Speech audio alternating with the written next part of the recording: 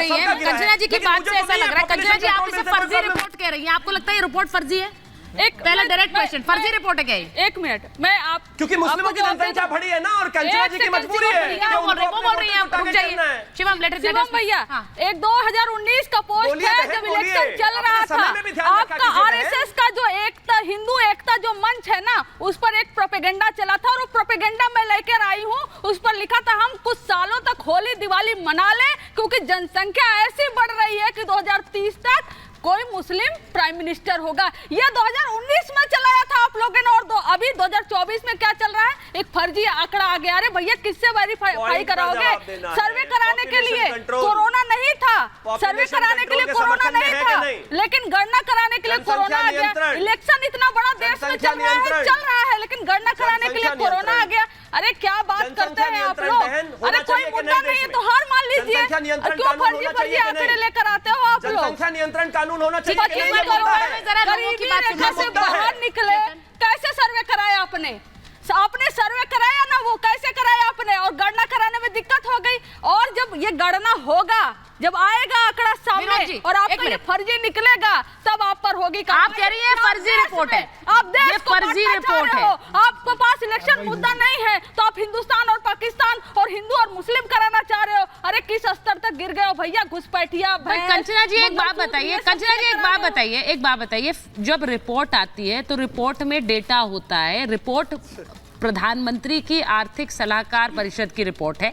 आपको लगता है ये नरेंद्र मोदी की बात नहीं है, ये प्रधानमंत्री की आर्थिक सलाहकार परिषद है, तो आपको लगता है ये फॉल्स डेटा देगा, ये जानकारी गलत देगा, इसलिए कि चुनाव में हिंदू मुसलमान हो सके और ये जीत सके?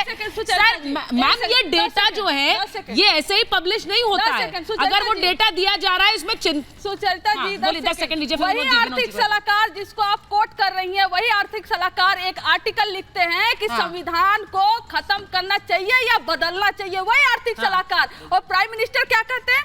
खुद आ जाए बाबा साहब तो भी नहीं बदलेगा। अरे कैसे आर्थिक सलाहकार जो इस देश के संविधान को खत्म करने के लिए एक आर्टिकल लिखते हैं और उन पर भरोसा करते हैं? संविधान खत्म करने के लिए नहीं लिखते हैं कंचना जी, प्लीज अगेन करेक्ट दैट। संविधान खत्म करने के लिए नहीं लिखते हैं, उस पर एक डिस्कशन, एक चर्चा अलग होती है और खत्म करना अलग होता है। ये उसी जैसा है जैसा आप कह रहे हैं कि नरेंद्र मोदी आएंगे तो संविधान खत्म कर देंगे। मुझे ये बताइए कौन कर सकता है संविधान खत्म? ये मैं सवाल बार बार उठाती हूँ। कॉन्स्टिट्यूशनल अमेंडमेंट अलग होता है, लेकिन संविधान खत्म करना ये किसी के बस की नहीं है। विनोद जी बोलिए। सुचरिता जी, सुचरिता जी, आपके एक नेशनल टीवी चैनल पर बैठ करके एक पार्टी की प्रवक्ता ने सीधा लोगों को भड़काने की, देश विरोधी षड्यंत्र रचने की कोशिश की है।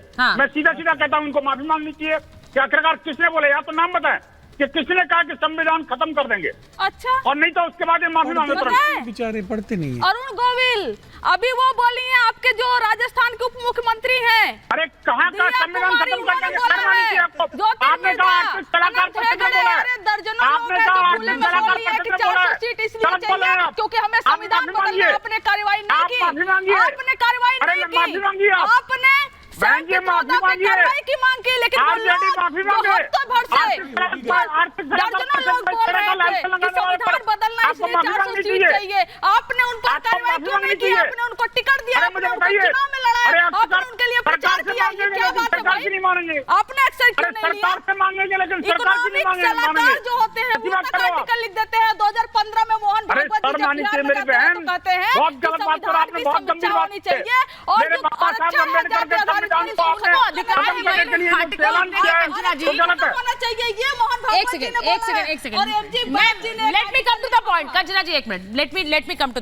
क्या ये समय आ गया है दुष्यंत जी कि हम एक पॉपुलेशन कानून की बात करें कि एक जनसंख्या कानून रहे इस देश में जो एक तरह से एक अनुपात भी बनाए रखेगा, या फिर आपको लगता है जरूरी नहीं है वो अनुपात बने ना बने? क्या फर्क पड़ता है? 1992 में मैं ग्रेजुएशन करने के लिए मेरा एडमिशन हो गया था, तब से ही मैं छात्र राजनीति से सुन रहा हूँ भाजपा के नेताओं को, समान नागरिक कानून संहिता आएगी, फलाना होगा, ढिमकाना होगा, जनसंख्या नियंत्रण कानून बनेगा। 10 साल ये रह लिए, लेकिन उन्होंने कुछ नहीं हुआ।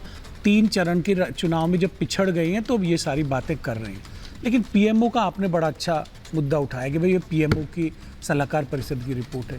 पीएमओ को छोड़िए, पीएम साहब कह रहे हैं टेम्पो भर के काला धन तो उद्योगपति कांग्रेस को दे रहे हैं, ऑथेंटिक ही होगा, जब ही तो कह रहे हैं। प्रधानमंत्री कोई बात फर्जी तो कहते नहीं। फिर भाई आपकी ईडी कहाँ गई थी? अरे फिर आप टॉपिक चेंज कर रहे हैं, मैंने क्या बात करी है? टॉपिक चेंज नहीं कर रहा। टॉपिक चेंज मत करिए। अडानी अंबानी वाली रिपोर्ट पर पीएमओ की प्रमाणिकता कितनी अडानी अंबानी पर कल बहस हुई थी महाभारत में। उठा आप एक दिन लेट है, आप एक दिन लेट है। आज बात जनसंख्या बुलाना चाहिए था कल मुझे गंभीर विषय पे। तो देखिए पीएमओ की प्रासंगिकता कम हुई है, लोग विश्वास नहीं कर रहे हैं। मैंने आपसे दूसरा सवाल पूछा, आप ये पीएमओ पर सवाल उठाइए, आप प्रधानमंत्री पर सवाल उठाते हैं, वो अलग बात है। मैंने पूछा कि क्या जनसंख्या कानून का समय आ गया है? देखिए पहले कास्ट सेंसस होगा, आर्थिक सर्वे होगा, उसका जनसंख्या कानून से क्या लेना देना? अगर कोई जनसंख्या कानून से क्या लेना देना है? समुदाय ऐसा है, मैं बताना चाहता हूं, हम सुझाव देंगे, कोई समुदाय ऐसा है कि उसकी जनसंख्या गिर रही है, तो उसको मेंटेन करने के लिए, बार-बार ये बात कहा जाता है कि संसाधनों पर एक स्ट्रेस है, सरकार योजना बनाए, उस पर विचार करने की जरूरत नहीं है। शिवम, आप लोग सिर्फ विचार करते रहेंगे, बोलते रहेंगे बयानों में कि हम एक ला रहे हैं कानून, उसके ऊपर लॉ कमीशन इनवाइट करेगा सुझाव, लेकिन कुछ होगा नहीं। सुचारिता जी, इस देश में हमें इसी तरीके से ताने मारे जाते थे, चाहे वो 370 का विषय हो, चाहे वो राम मंदिर का विषय हो, चाहे वो सीएए का विषय हो, चाहे समान नागरिक संहिता का विषय हो, चाहे पॉपुलेशन कंट्रोल का विषय हो। जहां भारत, प्लीज बीच में नहीं बोलना सुचारिता जी, मेरी रिक्वेस्ट है, मैं दूर हूं, इसका मतलब फायदा मत उठाइए। मैं सिर्फ एक ही चीज कहना चाहता हूं, विपक्ष जो है, इंडिया अलायंस जो है, वो अपनी चीजों को, इस बात को एक्नॉलेज करने के लिए भी तैयार नहीं है कि इस देश में मुस्लिमों की जनसंख्या जो है अप्रोक्सीमेटली 44% के हिसाब से बढ़ी है। मैं हिंदुस्तान और रिपब्लिक के दर्शकों को सिर्फ एक चीज कहना चाहता हूं, डेटा पर भी अगर आप नजर नहीं मारना चाहते, मत मारिए, अपने आसपास मार लीजिए, अपने आसपास देख लीजिए, अपने गांव में देख लीजिए, अपने क्षेत्र में देख लीजिए, अपने शहर में देख लीजिए, अपने प्रदेश में देख लीजिए, किस तरीके से जनसंख्या विस्फोट की स्थिति बनी हुई है। भारतीय जनता पार्टी आज इस पर बात कर रही है, पब्लिक डोमेन में यह विषय है, हम इस पर डिबेट चाहते हैं और डिबेट के बाद इस चीज को भी अप्लाई करेंगे। लेकिन अगर इंडिया अलायंस वालों का बस चले तो वो इस बात को ना मानने को तैयार है कि मुस्लिमों की आबादी बढ़ी है, और ना उनको इस बात से कोई फर्क पड़ता है कि इस देश में कितना भी कश्मीर विषय हो जाए, उनको कोई दिक्कत नहीं है। उसमें इस देश में कितना भी केरला वाली स्थिति हो जाए, कोई दिक्कत नहीं है। इस देश में कितना भी पश्चिम बंगाल वाले हालात हो जाए, कोई दिक्कत नहीं है। यही प्रॉब्लम है, और इस देश की जनता को यह सोचने की जरूरत है कि जहां जनसंख्या, देश की जनता वो सोच रही है, देश के नेता बयान दे रहे हैं, लेकिन इस पर होगा क्या? समस्या ये, जैसा मैंने कहा कि हर घर में ये चर्चा होगी, अभी भी होती है, और इसीलिए इसको आगे ले जाने के लिए, या अगर ये अनुपात बनाए रखना या फिर नहीं बनाए रखना, ये खतरा है, तो इसके ऊपर क्या होगा ये आप सबको सोचना होगा। मैं एक बात ये भी बताऊं कि आज हैदराबाद में मैं थी और असदुद्दीन ओवैसी से मैंने बात की है। असदुद्दीन ओवैसी मुस्लिम आरक्षण, आबादी बढ़ने को लेकर, इन सब पर उन्होंने खुलकर बात की है। मैं आपको सुनवाना चाहती हूं कि असदुद्दीन ओवैसी ने आज क्या कहा है। असदुद्दीन ओवैसी के सामने तो पहले भी प्रतिद्वंदी खड़े हुए हैं, लेकिन उन्होंने कभी सुर्खियां नहीं बटोरी, कुछ लोगों को तो नाम तक नहीं पता था। आप लोग हैदराबाद पार्लियामेंट की पॉलिटिकल हिस्ट्री से वाकिफ नहीं है। ठीक है। वेंकैया नायडू खड़े हुए थे 96 में, और उस जमाने में एक रेबल कैंडिडेट भी था MIM का, और उसकी डेमोग्राफी कुछ और डिफरेंट थी, उसमें चिवड़ला, वखाराबाद, तांडूर था, रंगारेड्डी डिस्ट्रिक्ट था। उसके बावजूद भी अवाम ने MIM कामयाब किया। मेरे ख्याल से 75,000-80,000 से कामयाबी हुई थी MIM की। फिर जितने MIM के खिलाफ बीजेपी के कैंडिडेट्स थे, चाहे वो सुभाष चंद्र जी डिप्टी मेयर थे, RSS का उनका चीफ है, क्या भगवान राव नाम है उनको, वो थे। तो ऐसा नहीं है कि देखिए बीजेपी से मुकाबला होता है, कांग्रेस से होता है, अब BRS भी है, तो ये बोलना कि कोई है ही नहीं, सब है मैदान। मतलब आप खारिज कर रहे हैं माधवी लता जी को पूरी तरह से हैदराबाद में? नहीं, देखिए पार्टी से मुकाबला है ना। हाँ। तो पार्टी से मुकाबला होता रहेगा। ठीक है। मुझे एक चीज़ बताइए, वो कह रही हैं, क्योंकि मैंने उनसे भी बात की, वो कह रही हैं कि मैं कभी मुसलमानों या इस्लाम के बारे में कुछ गलत नहीं कहती हूँ, आप मेरा कोई वीडियो देख लीजिए, लेकिन वो सिर्फ मुसलमानों की बात करते हैं, मैं सबकी बात करती हूँ। ऐसा है ना कि जुमा 8 दिन हुआ है राजनीति में आकर, बीजेपी के मेंबर तो थे ही नहीं वो, बीजेपी के, तो बीजेपी खुद के कार्यकर्ता को सोचना चाहिए कि भाई तुम में से किसी को नहीं दिया गया।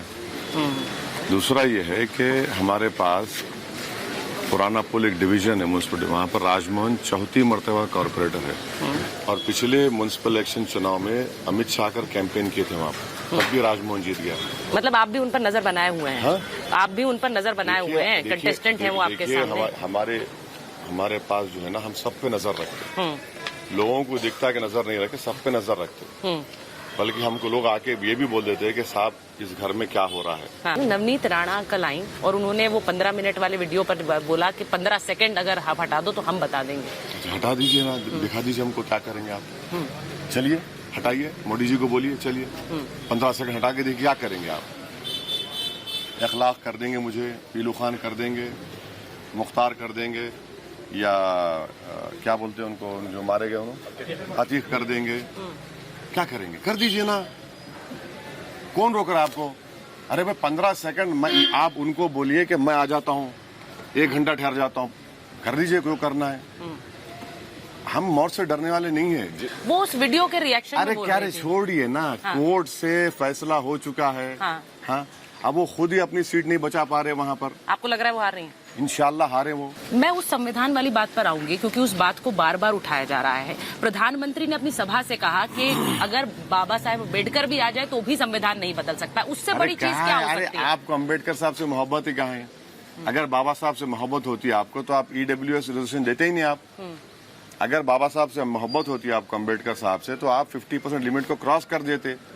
आप कर ही नहीं रहे ना। 303 MP ला के 50% लिमिट क्रॉस नहीं कर रहे। आप क्या कर रहे हैं? आप क्या बातें कर रहे हैं? लंबी लंबी छोड़ते हैं, कुछ है ही नहीं दम उसमें। क्या मुसलमानों को रिजर्वेशन मिलना चाहिए? मुसलमानों को रिजर्वेशन आर्टिकल 15 और 16 के तहत मुसलमानों में जो कास्ट हैं उनको मिलना चाहिए। अब जैसा ये लोग धोबी हैं, पीछे खड़े हैं आपके, इनको रिजर्वेशन है, इनको रिजर्वेशन है। अब आप ये बताइए कि जो आंध्रा और तेलंगाना में रिजर्वेशन दिया जा रहा है, PS कृष्णन एक रिनाउंड एंथ्रोपोलॉजिस्ट थे इस देश के, जो मंडल कमीशन रिपोर्ट बनाए, उन्होंने बताया कि ये मुसलमानों के कास्ट को रिजर्वेशन मिलेगा, ये कास्ट को नहीं मिलेगा। अब इसमें तकलीफ क्या है भाई? इस्लाम में अरे महात्मा गांधी को तो कास्ट के नाम से पुकारते थे। क्या बात कर रहे हैं आप? अखबार उठा के देख लीजिए, अखबार में क्या लिखा होता है। मैरिज में सुनिए, मैरिज में लिखा होता है ये कास्ट की बच्ची है, ये कास्ट का लड़का चाहिए, ये कास्ट का लड़की है। अरे कास्ट रियलिटी है भारत में। वो तो है, बिल्कुल है, उसको तो कोई दरकिनार नहीं कर सकता। हाँ। लेकिन वो कह रहे हैं कि इस्लाम का हिस्सा तो कास्ट सिस्टम था नहीं ना, था ये तो हिंदू धर्म का हिस्सा। अरे भाई अब रिजर्वेशन के खातिर क्या उसमें भी कहेंगे कि यहाँ पर बिल्कुल सही है। हाँ। इस्लाम के बारे में इतना मालूम है तो फिर देश के बारे में तो मालूम है। देश की रियलिटी तो ये है ना। ये पसमानदा क्यों बात करते हैं मोदी जी, बताइए? बिल्कुल है, बिल्कुल है। आप कभी हमारे साथ बनारस चलिए। बिल्कुल चलेंगे, आप जब बुलाएं। बनारस चल के वो बुनकरों की बस्ती में ले चलते हैं आपको, जहाँ पे अंसारी लोग रहते हैं। आप जाकर पूछिए कि उनको क्या हाल करके रख दिए मोदी जी ने। उन्हीं की कॉन्स्टिट्यूंसी है। एक लाइट का मीटर अगर चेंज कराना है, उनके फादर के इंतकाल के बाद चेंज नहीं होता। बिजली का बिल कम नहीं होता। पूरे आधे बुनकर छोड़ के भाग गए बम्बई दिल्ली को। क्या बात कर रहे हैं? कौन सी दुनिया में रह रहे हैं? अरे भाई, अगर इस देश की माइनॉरिटीज ताकतवर होंगी, मुल्क ताकतवर होगा ना। आप कैसे एक समाज को जो आबादी का 14% हिस्सा है उसको आप मार्जिनलाइज करके रखेंगे? तो फिर तो सबको धर्म के आधार पर आरक्षण देना होगा ना। सिर्फ धर्म के आधार पर नहीं दिया जा रहा है मैडम, कास्ट की बुनियाद पर दिया जा रहा है। ये मुद्दे पहुंचते क्यों नहीं? क्यों बार बार बीजेपी की सरकार रिटर्न करती है? सुनिए, सवाल ये नहीं है। हाँ। कोई जीत रहा है तो वो अलग बात है, मगर देश को तो बचाना है ना। बिल्कुल सही बात, सच्चाई को तो बोलना है। अब मोदी जी क्या बोल रहे हैं? अब क्रिकेट मैच में मुसलमानों को रिजर्वेशन। अरे क्रिकेट मैच में कैसा रिजर्वेशन होगा मोदी जी? क्रिकेट मैच में आप अंदाजा लगा रहे हैं कि चुनाव तो हो जाएगा, मगर जो नफरत आप पैदा कर रहे हैं मुसलमानों के बारे में, क्या होगा? यहाँ पर तीर मारने की बात, वहां पर वो बोल रहे हैं। पूरा का पूरा मुद्दा मुसलमान हो गया। अच्छा, मोदी जी बोलते हैं कि लीज पर MIM को दिया गया हैदराबाद। अरे लीज पर तो आप दे दिए। 1% लोगों के पास 40% भारत की दौलत है। एक आदमी के पास पूरा एयरपोर्ट है, पूरा इलेक्ट्रल बॉन्ड 6000 करोड़ आपको मिला, और हैदराबाद में 80% इलेक्ट्रल बॉन्ड बने और असदुद्दीन ओवैसी को एक बॉन्ड नहीं। तो बीजेपी वाले बोल रहे आप तो जेम्स बॉन्ड है। अब बताइए, आप कोई बात है ये? नहीं, एक तो इलेक्ट्रल बॉन्ड मिलना ना, मेरे को एक भी नहीं मिला। ये आपका बॉन्ड है? हाँ, ये बॉन्ड है आपका? नहीं, ये बॉन्ड है। हाँ, वही कह रही हूँ, ये बॉन्ड है। ये नहीं, ये बॉन्ड सब पूरे रिलीजन का है। हाँ। और मोदी जी इस बॉन्ड के खिलाफ हैं। उनका इलेक्ट्रल बॉन्ड से मोहब्बत है। अरे आप बताइए, हम एक गोश्त की दुकान पे गए, अरे बोले माशाल्लाह काम चलता रहो, कुरैशी है। वो आपने कहा काटते रहो। नहीं तो फिर इसलिए उसको लेकर भावनाएं आहत होने वाला आरोप आप पर लगा। कैसा आहत हो रही है? हाँ। अगर शराब की दुकान बारे में कोई जाके विजय वाला टन लगा ले, पी ले, मेरे को तू होगा क्या? अब बोल भाई तू पीने वाला है, मैं क्या करूं? नहीं, गाय भावनात्मक मुद्दा अरे है, गाय की देश नहीं के है हिंदुओं दुकान, के लिए, इसलिए। वही तो गाय की नहीं है, बफलो की दुकान है, गाय की नहीं है। गाय कानूनन जुर्म है काटना, हम मान रहे हैं उस बात को, मगर गोश्त की दुकान है। नहीं, बात सिर्फ कहने की नहीं होती, एक सांकेतिक बात भी होती है। तो सांकेतों से बहुत चीजें चलती है, इसीलिए वो बहुत अच्छी बात है आपने की।